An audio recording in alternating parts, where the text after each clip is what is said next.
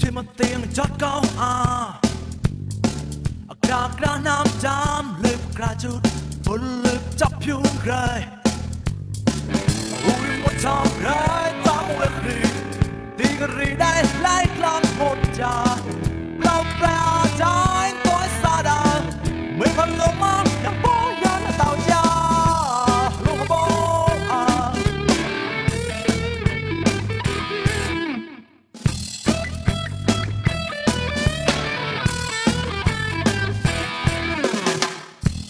chọc lời gió ra cuối rơi quanh qua ô tao ngày bao nào vót vui mong la trái tôi sai dối ngày một quay ngày mong lại ui một chọc lắm cái tàu là rap chẳng đâu cái xa đà trái tôi xa lấy nhân tàu cha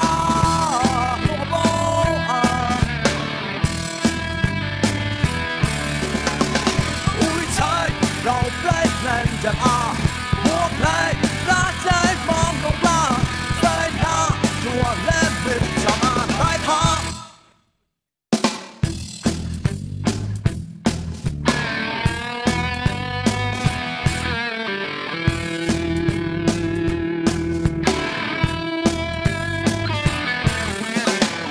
คนจับเลยย่อรับหัวใจ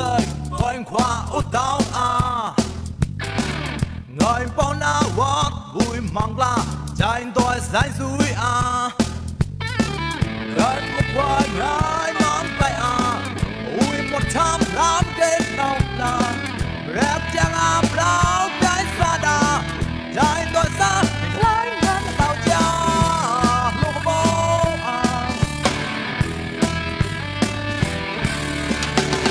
ui trái đâu cái nên chẳng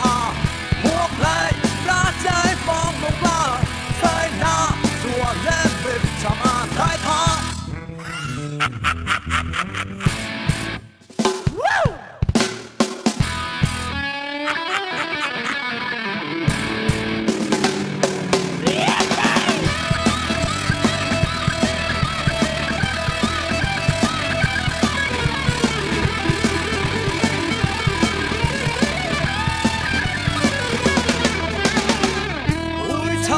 เราปลายแรงจะ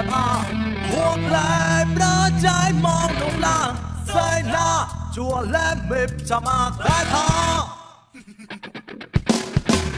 ผู้ชายเราปลายแรงจะพวก